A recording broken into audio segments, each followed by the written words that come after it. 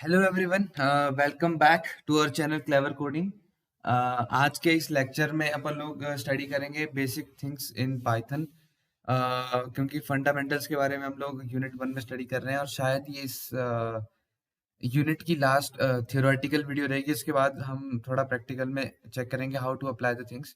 So in this video will be just checking out the character sets, the variables क्या होता है, comments क्या होता है, स्टेटमेंट्स क्या होता है, बेसिक बेसिक चीज़ें, so that will help in the better understanding of the program which we are going to do further.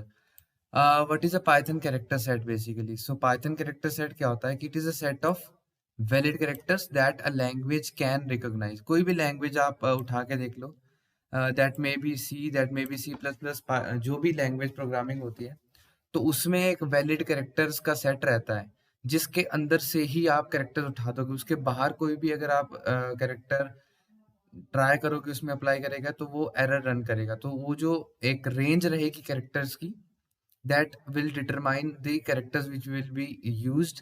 So that is called a character set. Basically a set whenever we talk about a set in general in mathematical language also, तो एक collection होता है। So what is that collection in Python actually? That is a letters A to Z. All of the English alphabet letters are allowed in Python, so we can select any of the letter.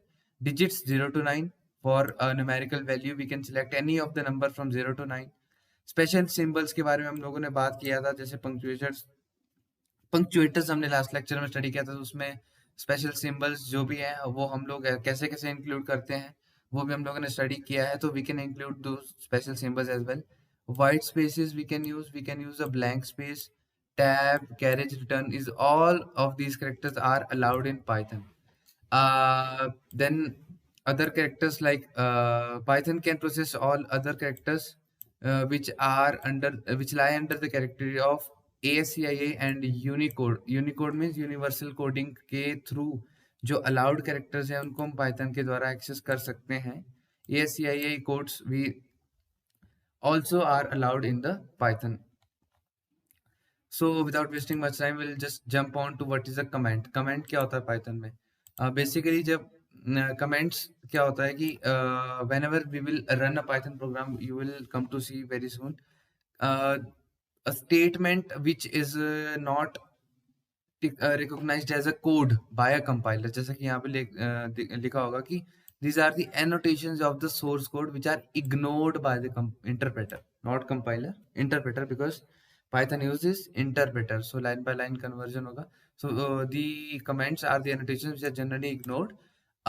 It is most helpful stuff because ये हमें code को ज़्यादा readable बना देता है और code को explain करना एज अ यूज़र हमें बहुत ईजी हो जाता है। तो कोड समझना बहुत आसान हो जाता है कमेंट से। ठीक है, there are basically 3 types of comment. Comment हम कैसे लिख सकते हैं? We have 3 types in Python. The first type is single line comment.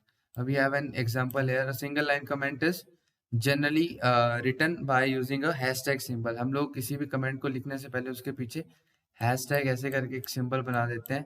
That will help us to recognize that कि ये कमेंट है, और for understanding we can just write it down here. The another type of comment is multi-line comment. Multi-line, as the word suggests, more than one line. एक comment को एक से ज़्यादा line में अगर लिखना हो तो उसको मल्टी-लाइन कमेंट्स कर सकते हैं। जनरली क्या होता है कि पाइथन में कोई ऐसा पर्टिकुलर सिंटेक्स होता नहीं है जिससे हम मल्टीपल लाइंस को एक साथ लिख सकें, लेकिन हम चाहते हैं कि मल्टीपल लाइन लिखे तो हम हर लाइन के पीछे एक हैशटैग सिंबल लगा सकते हैं, जैसे कि आप एक एग्जाम्पल में देख सकते हो. So that will make our comments multi-line. We can have also an alternate for this, which is this docstring comment. अब ये docstring comment क्या होता है?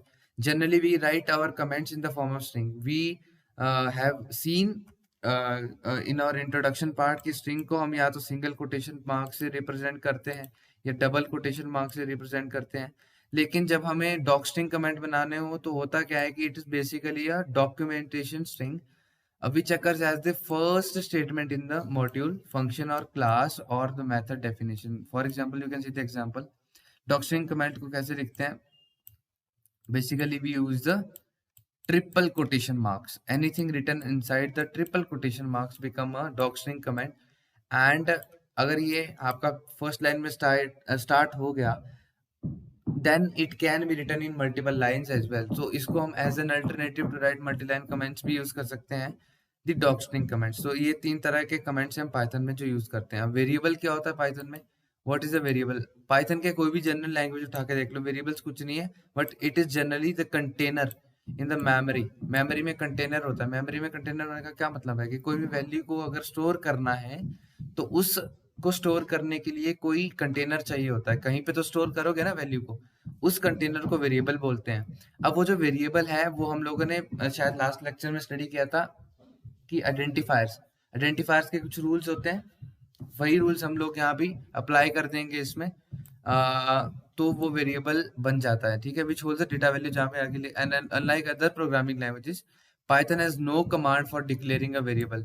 दूसरे लैंग्वेजेस में आपको वेरिएबल की पहले डेफिनेशन लिखनी पड़ती है. For example if you are using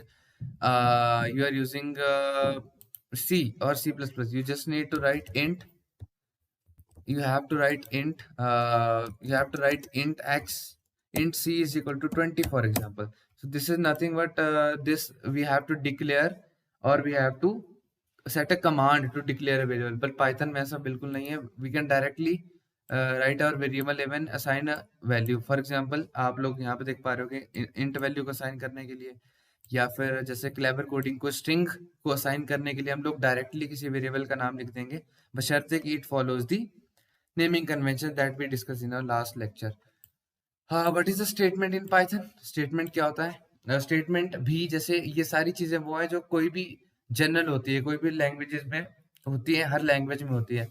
तो स्टेटमेंट क्या होता है? It is an instruction which is passed. Instruction क्या? Which can be understood by an Python interpreter. We have seen two kind of statements. Python में क्या होता है? दो तरह की स्टेटमेंट होती है, एक असाइनमेंट और एक प्रिंट स्टेटमेंट होती है. Python में हम लोग लिखते हैं ना कि प्रिंट समथिंग, सो वो क्या होता है? एक स्टेटमेंट होती है. When you type a statement on the command line, Python executes it. ठीक है, कमांड लाइन पे या बेसिकली अपने कंपाइलर पे या फिर इंटरप्रेटर पे, सॉरी, हम अब जब भी कोई स्टेटमेंट टाइप करते हैं पाइथन उसको एग्जीक्यूट करता है, ठीक है, एंड डिस्प्लेज द रिजल्ट. यही होगा. For example we write print statement and we write print clever coding. तो क्या करेगा पाइथन? उसको अंडरस्टैंड करेगा और इंटरप्रेट कर देगा, ठीक है. The result of a print statement is always a value.